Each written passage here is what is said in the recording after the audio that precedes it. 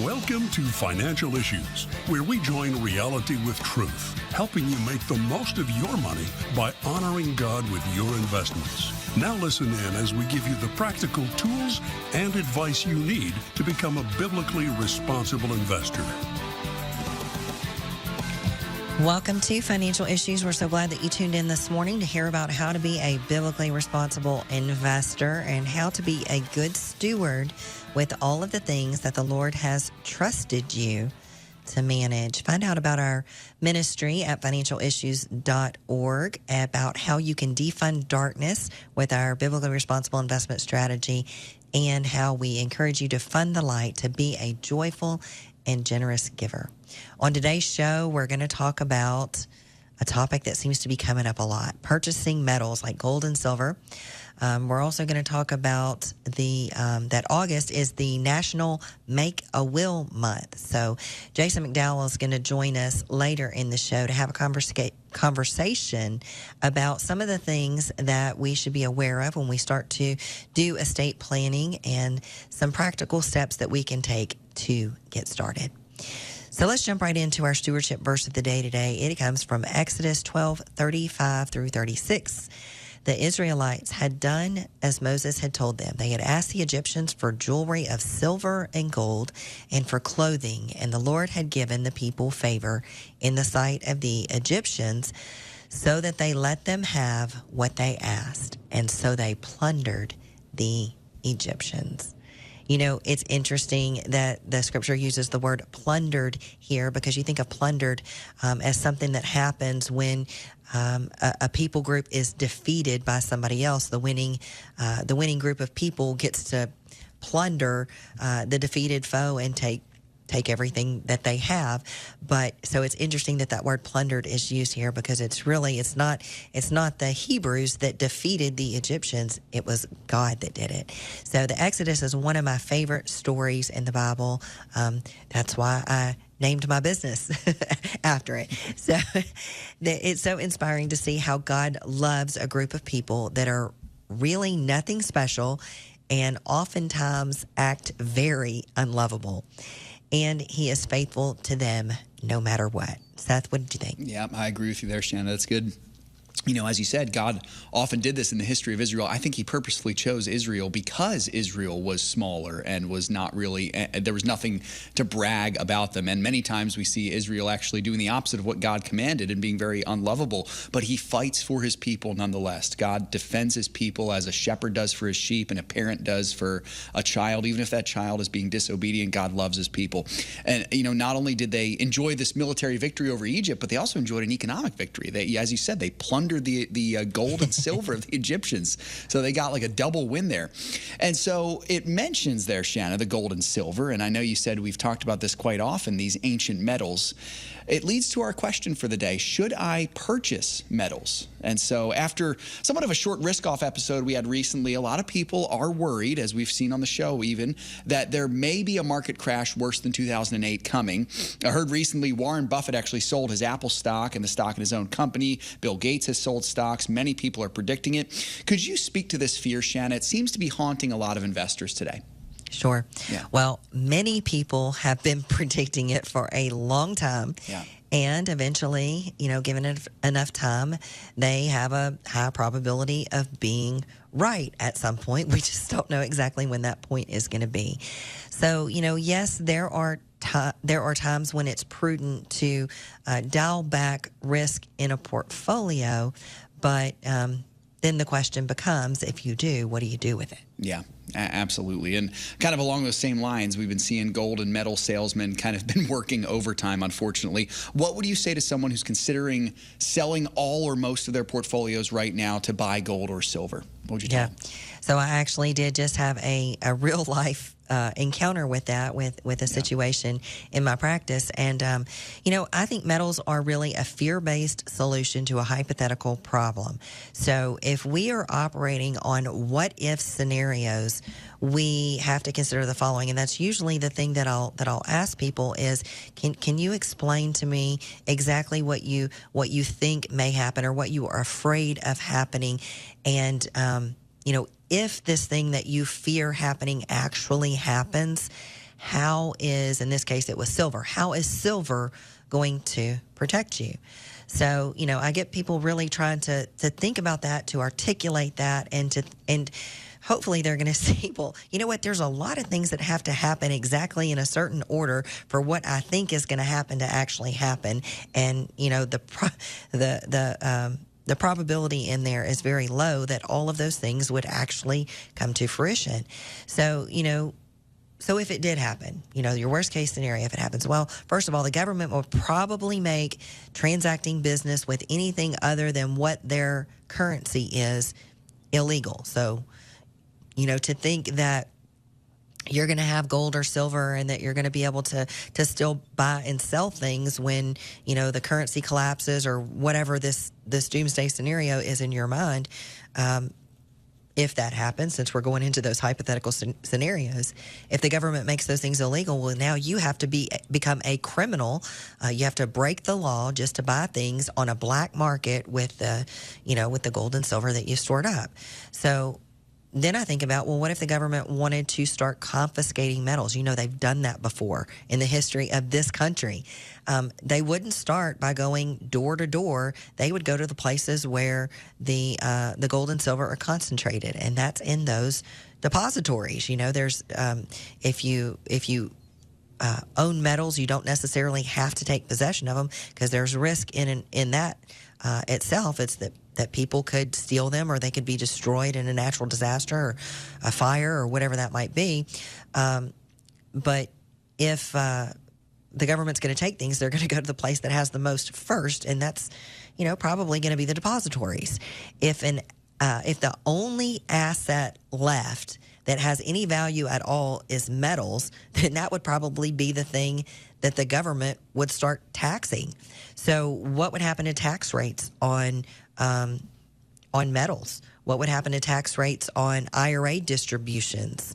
And if theoretically nothing else has value, if all your stocks and bonds have gone to zero and all of your dollars are worth zero and the only thing that has any value is gold or silver, and that's what you happen to have in your IRA, well, if those are the only assets left, what do you think the government is going to do to the taxes? So, as people increase on the earth, sin increases, and the days are getting more and more evil. And if we have a total financial collapse caused by the sin of man, then those people that created the collapse are not going to go away, and they're going to go after the only thing left that has value. So, what if they're wrong though? Yeah. And that is a good question, Shana. What if they are wrong? Would gold and silver then make a good investment? Right. So that's the other argument. Well, if none of those things ever happen, gold and silver is a good investment. Well, in this case, when I was talking about silver pays no dividends, and silver hasn't been at the price that it is right now since March of 2013. So what if you had purchased silver in 2013 and you have gotten no dividends? Your 11-year total return would be zero, actually less because of any storage fees and commissions that you might have paid.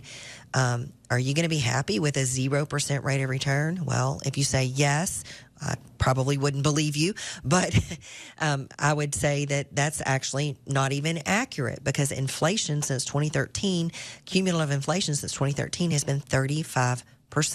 So the silver that you have, even though the value is the same as it was 11 years ago, doesn't even buy the same amount of goods and services because of inflation. So I'm not really opposed to having a small percentage, in a diversified portfolio, as long as you have good diversification, and the silver or whatever that you're going to get is not really viewed as an investment, but more as you get it more as transactional gold in denominations that you can actually use and maybe get change back, even if it's in some other worthless currency, and you take possession of it. Yeah, and this may be a question we might have to bring it into the next segment here, Shana, but could you elaborate on the idea of people having their net worth concentrated in their 401k or IRA, and if it's a good idea to buy gold or silver in a qualified account when they're doing this? Yeah, so I don't think it's a good idea to be very too much concentrated in any one asset class, much less gold or silver. So that's an easy answer for me. But I'm very opposed to using a Roth IRA or an IRA, especially a Roth IRA, to purchase, gold or metals, because you can't take possession of it. And there's a very simple explanation for that. When you have an IRA, because you have been given special tax privileges, you are required by the government to have a custodian to hold those accounts so that they can report to the government the value of those accounts and if you're spending any of it. So, that's the reason that you can't take possession of those metals, because there's no guarantee to the government that you even still have them and you haven't spent them without paying the taxes on them. So I have a little bit more to say, but we're up against a break. So we're going to take a break and we'll come back and I'll finish up my thoughts.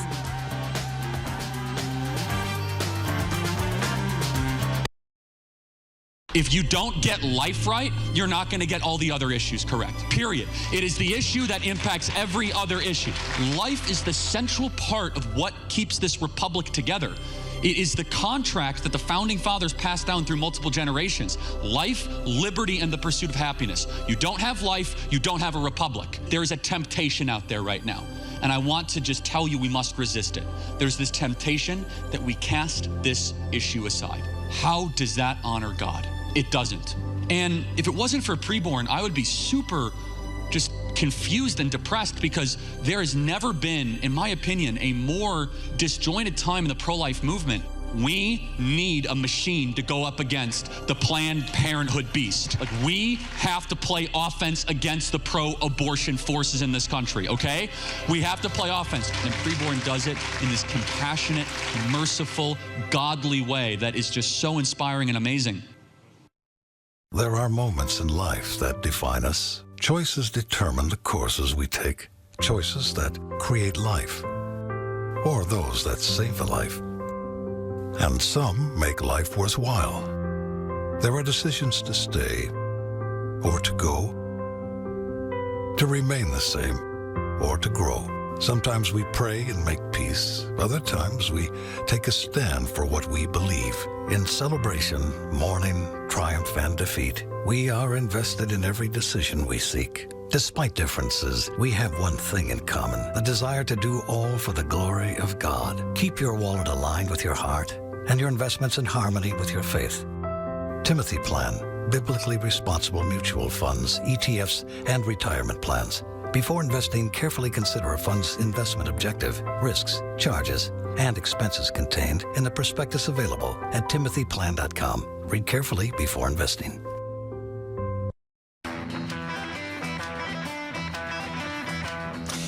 Well, folks, it's good to be here with you this morning talking about precious metals. And Shana, I think we're kind of pulling the curtain back a little bit on what's really going on here, and I appreciate that so much. Shana, there may be some folks in our audience who are still a little bit concerned, and they're maybe looking at those precious metals as their saving grace in this here. What more wisdom would you have for us as we consider this, and hopefully can think with some wisdom about it? Yeah. So we've been talking about how, most of the time metals is a fear-based transaction, and I think that's what people would suggest, that a financial meltdown is coming. And, I can't say that's a far-fetched idea. I mean, our country is in terrible shape. We have too much debt. The world has too much debt. I do think at some point, the house of cards is going to come tumbling down. But, so the real question is gold going to save me? Well, if you bought some transactional things, it might help you get along, for a little bit of time if you've taken possession of them. But if you've done it in your IRA, which is what so many people are being targeted for, because that's where a lot of money is, having silver in your IRA or even gold that you can't touch won't help you. So that may mean that one might have to, incur some capital gains in order to buy their metals. If it's even, let's say it's not an IRA, it's a taxable account that you've had for a long time. Well, are you willing to pay those capital gains to liquidate your stocks that you have gains in to go buy those metals? You may or may not be. What about if you say, well, okay, I'm not going to buy it in my IRA because I can't hold it. So now I'm just going to take money out of my IRA. Well, I wouldn't be totally opposed to getting some money out of the IRA because I do think taxes are going to be higher in the future than what they are today. But, are you going to liquidate a $500,000 IRA, as in the case that I was involved with specifically? Are you going to liquidate a $500,000 IRA and pay taxes on that at the highest tax rate in order to get your gold, just so that you can keep it at home with you? And are you prepared to give up all of the tax deferral, or even worse, if it's a Roth account, are you prepared to give up all of your tax-free growth that is associated with that type of account? You really can't take physical possession of collectibles in an IRA unless you take the distribution and pay the taxes. And if you're under 59 and a half, the premature withdrawal penalty that comes along with this. So, there is a 10% tax withholding that is typically required at the time of a distribution, but, it could be waived by the tax owner if you want to take all the money out and you want all of your money and you'll just deal with the taxes in the next year. Maybe you have some other assets to pay it, but also don't forget that if you make estimated quarterly payments, those are based on your tax liability in the previous year. So if you make a big distribution like that in 1 year, you're going to have to make some pretty hefty estimated quarterly deposits in the next year. And, do you have the cash on hand to be able to do that? Yeah, that's good things to think about there, Shana. What about this also, the cost to buy, sell, and hold metals? That's another thing to consider too. Yep, great point. Yeah. So you have to ask yourself, are you ready to pay the commission associated with this? In the case that I was involved in, I was told that in order for them to be able to buy the silver, there was an 8% upfront fee.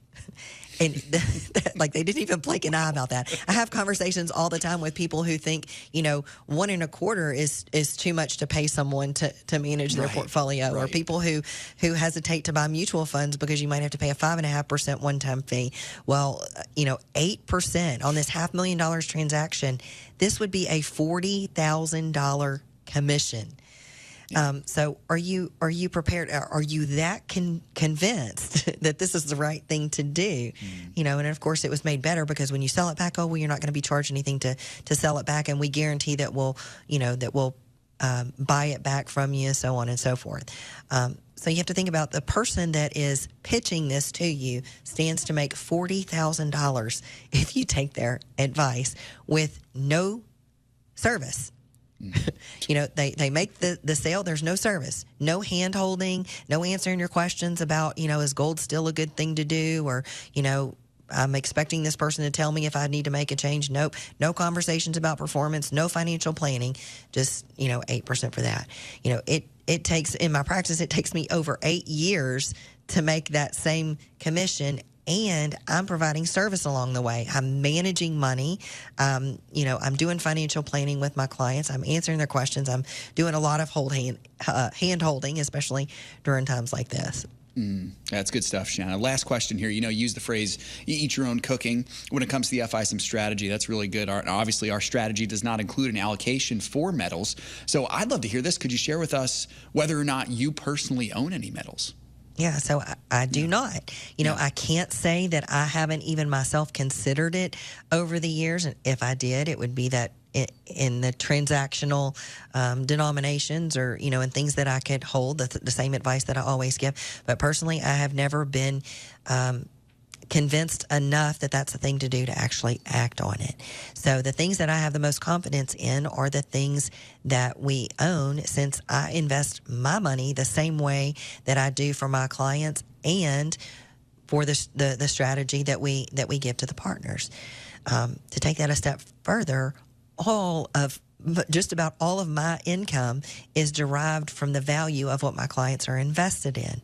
So that kind of lends some, lets you know how much confidence that I have that what we're investing in is the best thing. Because if it's not, if it all goes to zero, then not only do I lose my own investments, the same as my clients, but I also lose all of my income.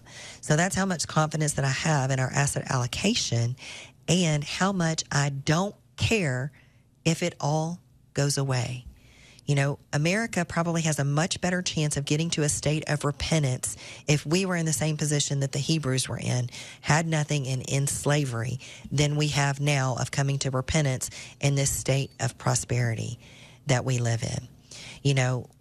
I'm often convicted and will remind people too, whenever you get into this fear mindset and you think, oh, all of these terrible things are going to happen and I'm going to buy gold or silver and that's going to save me from the coming calamity. If we're putting more faith in gold and silver or in our investment portfolio or whatever else it might be than we put in God, then we have just made an idol out of those things. So I'm reminded of the story of the Exodus. The Hebrews were slaves with nothing until God delivered them. The Egyptians, as our verse of the day reminded us, showered them with gold and silver when they left. They just wanted them gone. They'd had 10 plagues and they'd had enough. And they were like, here, take what we have and go, get out. But the problem with that, they took all of these riches, the gold and silver and the jewelry, into the wilderness with them, but there was a big problem. They couldn't eat them. So God showed up. He gave them food every day. He provided for all of their daily needs, just as he promises to do for us. The gold and silver that they left Egypt with were so useless to them that they ended up, what did they end up doing with them? Seth, I see your hand. Yeah. Me, teacher. They melted it down and they turned it into an idol. And it's the same thing that we do with our money so often as well, as we turn it into an idol that can't answer our prayers, can't hear us, can't do anything. Yeah. Yep. So the gold and silver that were so valuable in the eyes of the world went into the wilderness with the Hebrews. They couldn't eat it. They ended up making an idol out of it and worshiping the idol. So I think that's a great spiritual lesson for us. Yeah. Perhaps the best way that we can prepare is not to try to find out a way that we can avoid the impending doom that many feel like is inevitable, but rather to focus on Jesus and learning to be content with whatever he provides and however he chooses to provide it for us. Amen. It's well said, Shana. That's really good stuff. I think we have time for a couple partner questions, maybe one at least, maybe two. Let's do it. Marilyn, age 78, is asking, on behalf of her daughter, who's 43, her daughter is not a partner. About 7 years ago, Marilyn's daughter asked her to invest about $4,500 for her. With such a small sum, I just bought 5 stocks from the buy list, 1 oil, 2 utilities, and 2 utilities, a Timothy fund, and one a material stock. She's up to about $8,000. How would you suggest to proceed toward balance with funds sold and with way too much in one utility, which is up to about $2,400 right now? So that's great. Thanks for sharing that, Marilyn. That's a great testimony and a testament to how the strategy can work. And, a lot of people start with, without having hundreds of thousands of dollars. And, that's a great thing that she started with a diversified portfolio, bought 5 stocks. See, one of the stocks that she just mentioned was on the sell list this week, so that probably helped her decide what to do with some of them. But, once you have these kind of gains, and they didn't happen overnight. It says that this was, 7 years ago. So 7 years ago, her money is almost doubled. That's a very realistic return scenario.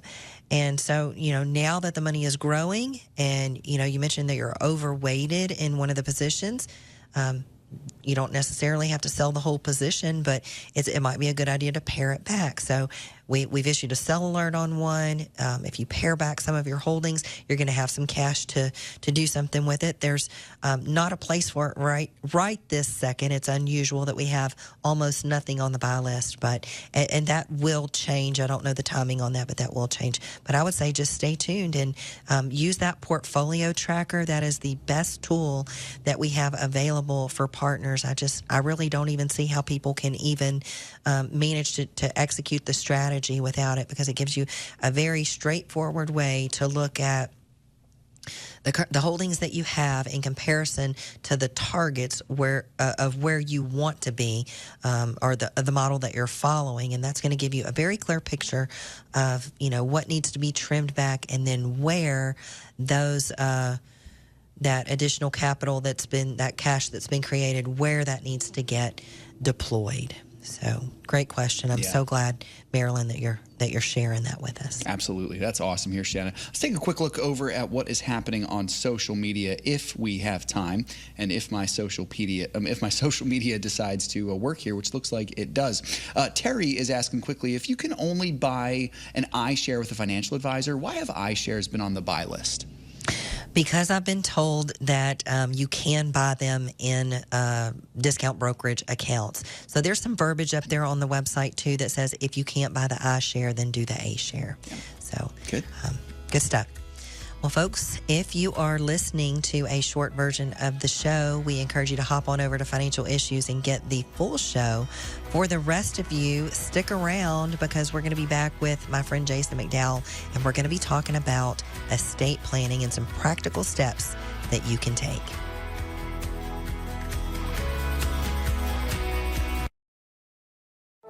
Hi, this is Shana Bird, the host of Financial Issues. The Financial Issues family is so blessed to have saved tens of thousands of babies, all thanks to the generous support of you, our listeners and viewers.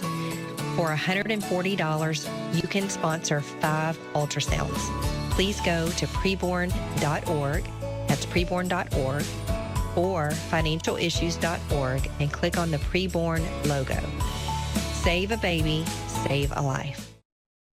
Samuel Case, news anchor with FISM News, sits down to read real comments from real viewers. All righty, let's see a bigger one here from Spectrum Nomad. That's a fancy name. Finally, a non-biased news source that tells everything how it is without having to push their opinion. It's not necessarily true we're not biased. We are Christian, we are conservative, but you're totally right that we don't try to push our own opinions or commentary in the story. So it's really great to hear that you're picking up on that.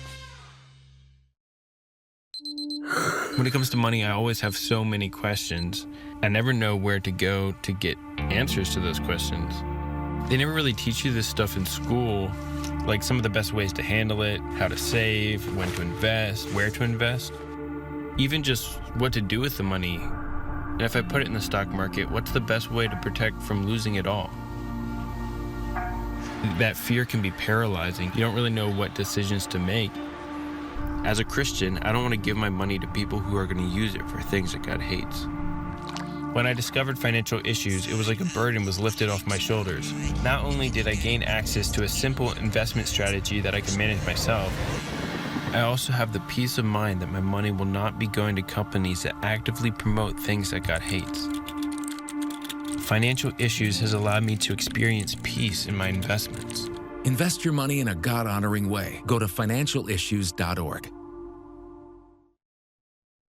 Well, this property was actually purchased by my great-grandfather, and we were able to come back to the farm a few years back to keep the family farm, hopefully, in the family. Working together is a lot of fun sometimes and can be very challenging. Iron sharpens iron. Iron sharpens iron. We want to try to provide the freshest possible and healthiest possible produce for our neighbors and our friends and the people that we are able to touch in their lives at the farmers markets. Samaritan Ministries is a perfect fit because we feel like we can actually partner with other Christians to help them provide for their medical needs. We're Tony and Ginger Malik, and we are Grandma and Grandpa's farm in Sparland, Illinois, and we are Samaritan Ministry members.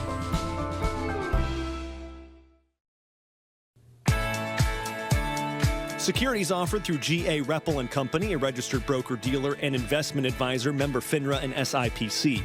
Opinions expressed by Shana are hers alone and are for informational purposes only, and do not necessarily represent those of G.A. Reppel or the outlet on which you are listening.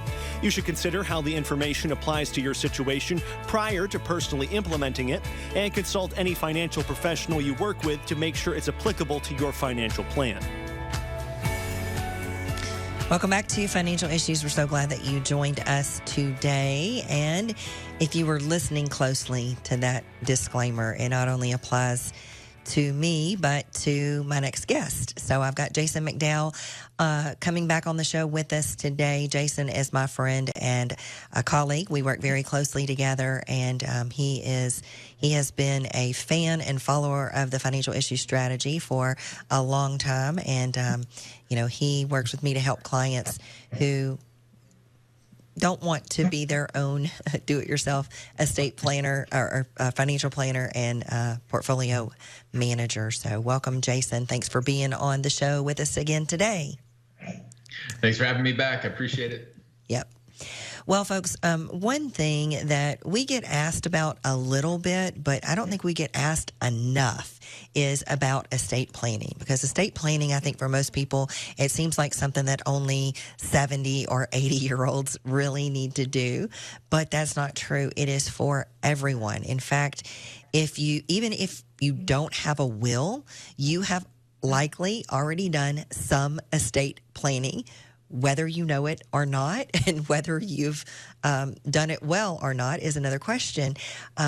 If you have named beneficiaries on your IRA or your 401k or designated a beneficiary on your bank accounts, you have actually done some estate planning. And you have done nothing.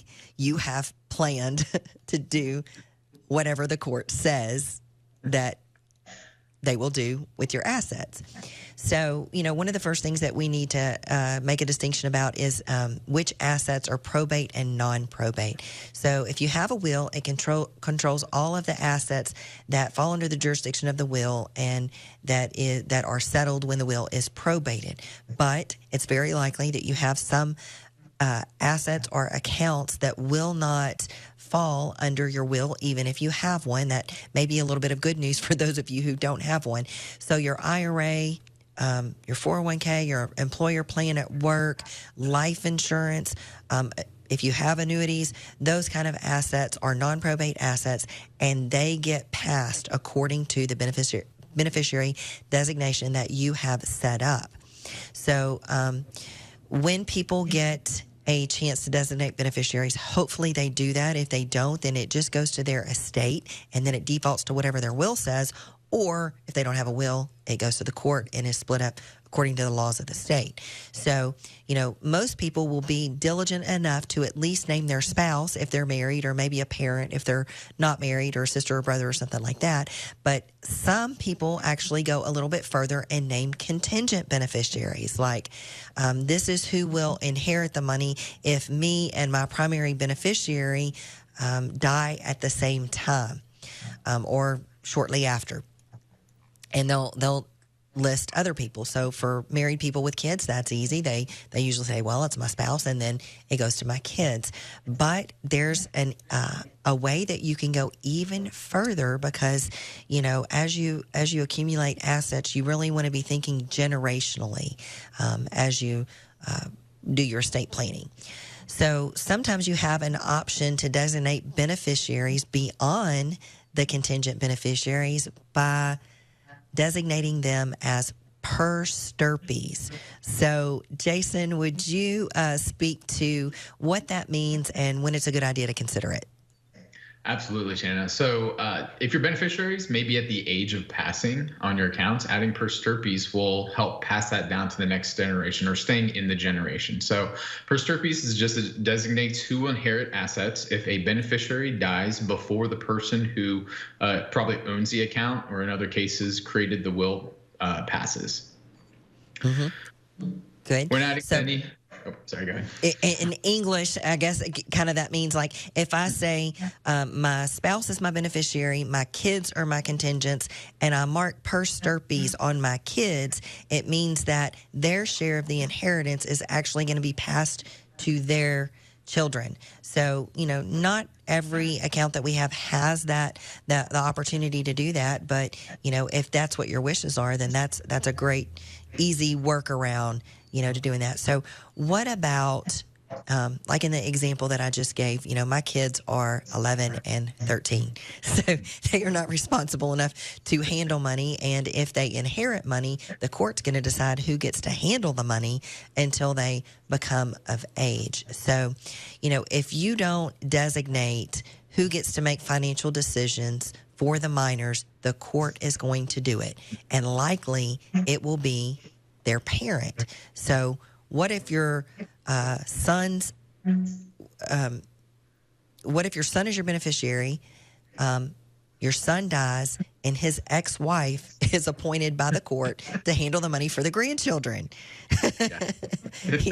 That's definitely something to think about. So also, minors can't inherit money in their own name. So you would want to consider like a testamentary trust, which is simply a trust that doesn't go into effect until the time that you die and they inherit the money. So you can specify terms, you can specify timelines that you want for those kids to inherit the money. You can say what you want the money to be used for. You can say whether or not you want to pay the the custodian for managing that money.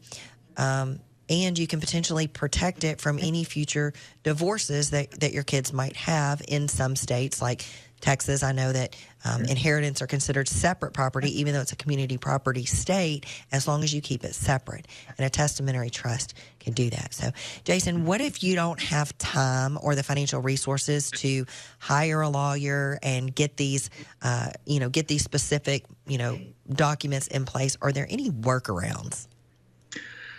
Yes. What I do like is when putting the legal documents together, let's look at all of the accounts that have beneficial designation. So for instance, in my case, life insurance, I found that, of course, my 2-year-old is a minor, but of course I want to add her as a contingent if something happens to my wife and I, since she's the primary beneficiary there, but she's a minor. So yes, of course, having that testamentary trust would be very important there to catch it. But most life insurance companies, I should say all financial institutions, should allow the ability to designate maybe a trustee as well on there. So you can update that.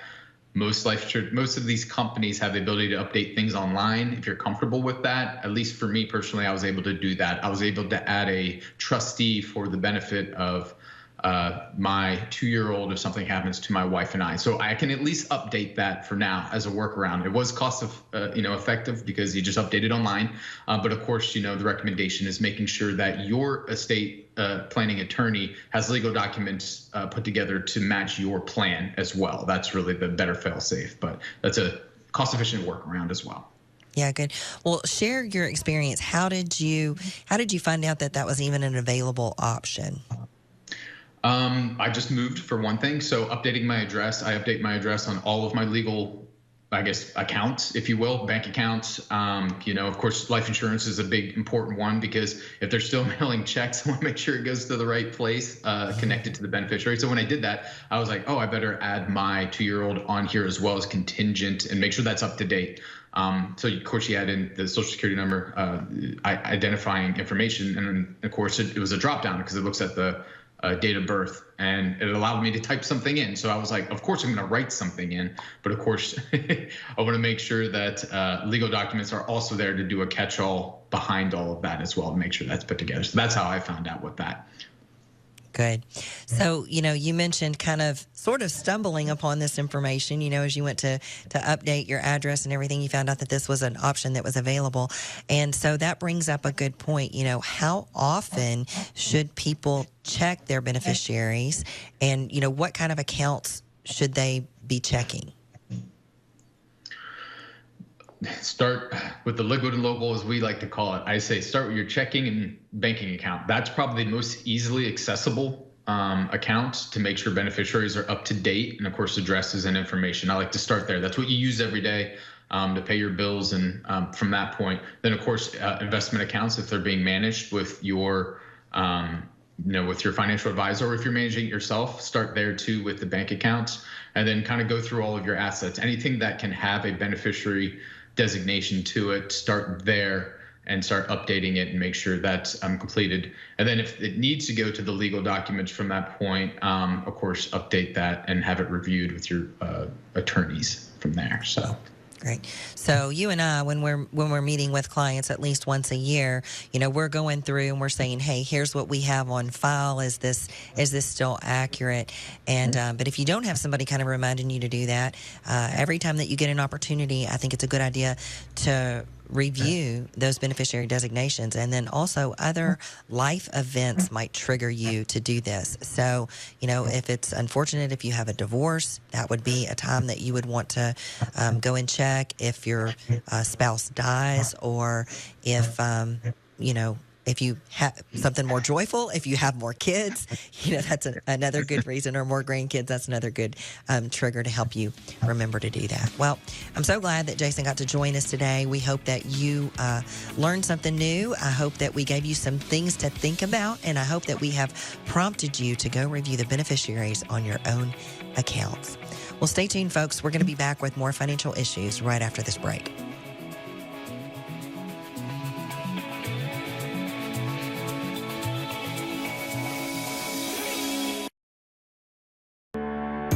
Today, it's easy to get caught up in the rush and forget about what really matters. But when it comes to your money, are you making decisions that truly reflect your values? Too often, we invest in stocks without knowing what they stand for. What if your money could speak for what you believe in? Imagine following an investment strategy that recommends companies that don't support the things that break the heart of the Lord. A steadfast strategy, never wavering from biblical truth. When your investments align with your values, your money speaks for you. Let your money do the talking. Invest in what matters to you. Because biblical values matter, even when investing. Visit financialissues.org to learn more. That's financialissues.org. How is Timothy Plan continuing to lead the fight as you guys now enter your fourth decade of leading this fight of biblically responsible investing? We've been too silent for too long, and we can no longer be silent. You stand up like Ronald Reagan said, we're only one generation away from losing all of our liberty. Yeah. It has to be fought for. I wish it didn't. And you can fight for it. You don't need guns and ammunition and that. You can fight for it, especially with your dollars, because it's always about the money. And when the money starts impacting people, they start paying attention. When we launched this, they said it couldn't be done, but here we are 30 years later. They said you couldn't get competitive returns, but here we are. What a tremendous testament of God's grace. Go to financialissues.org/Timothy Plans to learn more about Timothy Plan.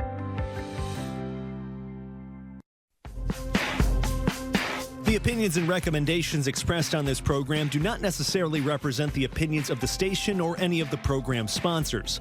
Additionally, all products or services offered by the program sponsors may not be known by the program.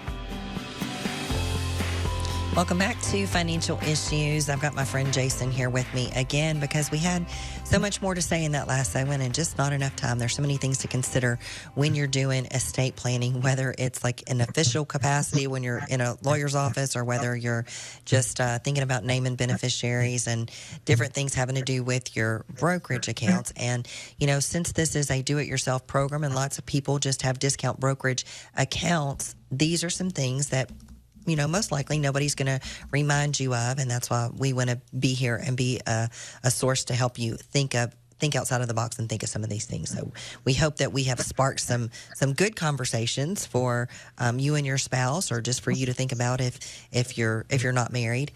And one of the things that goes hand in hand with naming beneficiaries is naming a trusted contact.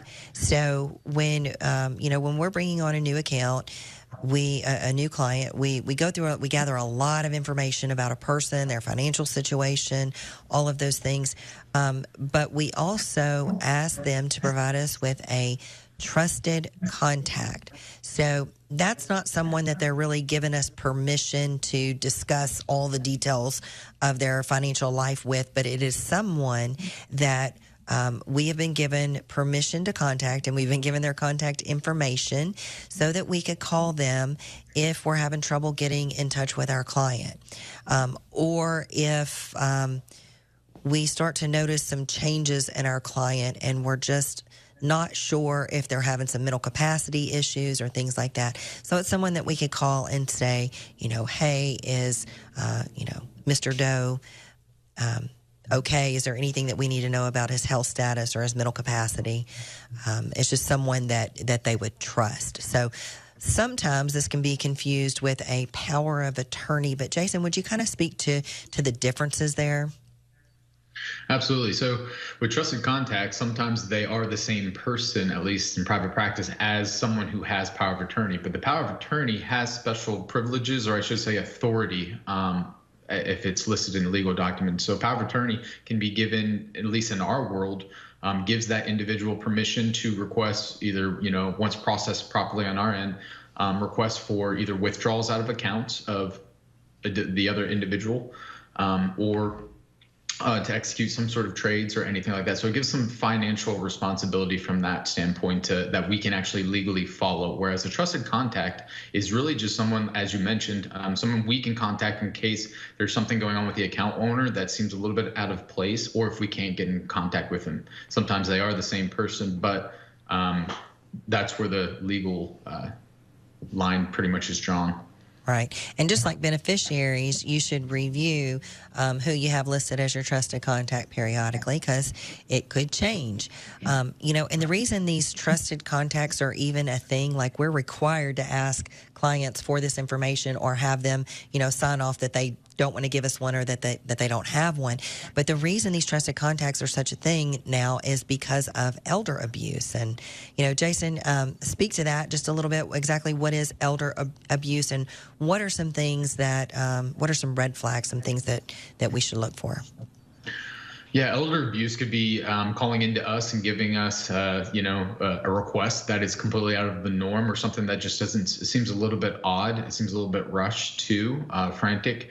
But also elder abuse can also cover when account owners are actually at the stage of life where they're in a nursing home and caregivers are taking advantage of them. Or maybe there's even a family member that's putting undue pressure on them that's not a trusted contact. In some cases, what we see is just odd orders coming in, or, hey, send money to a place that they've never given money before in a rush. That seems a little bit out of character. Anything that we can pretty much question, that allows us with the trusted contact to say, hey, something is going on. So that's some areas to look for. Or even, hey, our clients call in and say, hey, we want all of our assets to be liquidated because we're going to go buy one commodity, like a precious metal of some sort. And that's a little bit out of what our strategy is. We would like to talk with that client, but, there's something going on. We want to just open that up and make sure it's what's going on with that. So yeah, sometimes elder abuse kind of manifests in the form of intimidation. You have somebody that comes in to take care of somebody, and all of a sudden, we're used to meeting with our client, and now this person that we don't know has started sitting in on the meetings, and our client gets really quiet. This person's dominating the conversation. They won't really speak up. We know that's kind of out of character. So, one thing that I would say about that is have a conversation early on with your financial advisor, if you're using a financial advisor, or anybody that you do business with, your bank or whatever, and let them know, hey, this is a person that I would never want you to take instructions from. I would never want you to give information. Now, like I said, being a trusted contact doesn't give them the authority or the privilege of being able to get sensitive account information, but we know how things can work out practically. So you want to, kind of alert someone, hey, if this person ever gets involved, that's kind of a red flag, because, and you want to be careful too, since this is a do-it-yourself kind of program, if you have all of your portfolio managed online, like with a discount brokerage account, and you have online access, because it's even harder for a computer to verify that this is you logging in or this is not you logging in. So you want to be really protective of your login information, and have somebody designated that can really speak to those kind of things. So Thanks for being with us again, Jason. That was, I think we potentially helped a lot of people. At least give people some things to think about, whether they're doing it themselves or they're working with a financial professional. Shana and Jason, thank you both so much for that. That was great. Folks, I'll take you the rest of the way here. It's been a good show today, and I'm grateful for all of you joining us on the program. Let's close our show with a quick look here at what the markets did. So on Friday, positive finish for the markets. They kind of coasted to a bit of a win after a massive week last week, after the rough week they had 2 weeks ago. So by midday, the indices moderately positive, not as high as they'd been early in the week, and that's where they finished. Friday's closing bell, the Dow was up 0.25%, the S&P 0.1%, same with the NASDAQ, about 0.1%. Now, the S&P 500 and the NASDAQ each notched their seventh straight session of gains. Stocks had certainly recouped some of those losses from the tailspin about 2 weeks ago. That sell-off from 2 weeks ago, folks, of course, sparked by many things. Some say it was weak economic data, heightened recession fears, but all three indices did manage to flip the script last week, recording their biggest weekly percentage gains in months. The S&P 500 and NASDAQ posted their first weekly gain in 5, and the S&P actually registered its best week of 2024. So talk about the volatility of the markets there. Terrible week 2 weeks ago, and then we come back and the S&P 500 has perhaps its best week in the year. Currently, as we sit, the markets are about the same as they were to end the week, relatively positive, though not as high. The Dow is up 0.1% or so. The S&P 500 is up about maybe 1/8 of a percentage point, and the NASDAQ just barely above the flat line. But they're all still positive as we open the week. Speaking of this week, folks, this week in the economy, we've got today U.S. leading economic indicators. Tomorrow we'll get some Fed speak. Raphael Bostic will speak, as well as the Fed Vice Chair for Supervision. That's Michael Barr. And then on Wednesday, that's really kind of, I'd say, maybe the biggest day of the week, because we'll get the release of the Fed's July FOMC meeting. But again, that's not really going to change much of what happened. That's just maybe giving us a little more insight into what the Fed had decided at the last meeting. Thursday, we get our usual jobless claims number, and then we also get the S&P flash U.S. services PMI, and Friday we get existing home sales as well. Friday we'll also, that's Thursday actually. Friday we will hear from Fed Chair Jerome Powell, so you can expect the markets to react perhaps to that. Friday we will hear him speak. We'll also get new home sales out on Friday. Earnings season kind of toning down a little bit this week. We get Lowe's tomorrow. We'll also get Target on Wednesday. Otherwise, not a whole lot to report from earnings season there. Okay, Grant, we've got a question there that we can answer if you are seeing that one from Brian and Kara there in Illinois. Yeah, let's get Brian to that one. And Kara, they're asking, is there a code sheet for all the financial jargon? That's a good question, B&K. Thank you for that question. There's two places you can check. Might need a little more information based on your question, but if you're looking for the ticker symbols for the buy and broad list, that's real easy. Just look at the buy and broad list themselves, each of the stocks that are on them, and the ticker symbols are right next to the FISM codes. If you're looking, though, for more of like a glossary, like definitions of the financial terms that we use, there's a glossary page on the partner tab. I want to make sure that you all know how to find this. If you go to the partner tab and you go to the left-hand side under partners, it's under glossary, so it's right about 2/3 of the way down. There's actually a lot of definitions there that could be helpful for you, especially if you're new to the program. All sorts of definitions, explanations for the terms that we use. Also, if we use shorthand things, for example, MC, mid-cap, there's those things there also. And then, of course, B&K and anyone else wondering as well, you can always ask. You can always ask in the chat. You can always call in and ask. That's not a stupid question, and don't feel bad. If you hear us say something and you're like, I'm not really sure what that means, and I feel like maybe I should know what that means, feel free to call in. Call in, put it in the chat. It's a joy for us to be able to help you with that stuff. So don't be afraid.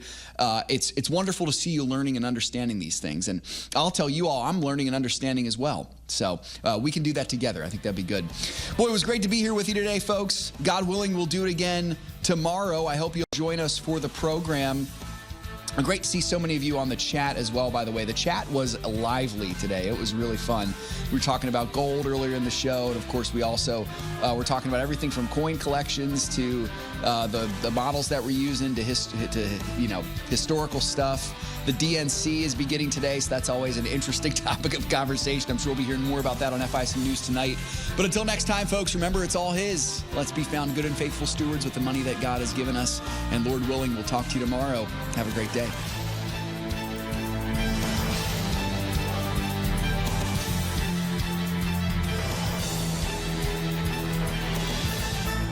If we ever forget that we're one nation under God, then we will be a nation gone under. Thank you for joining us. This has been an FISM production.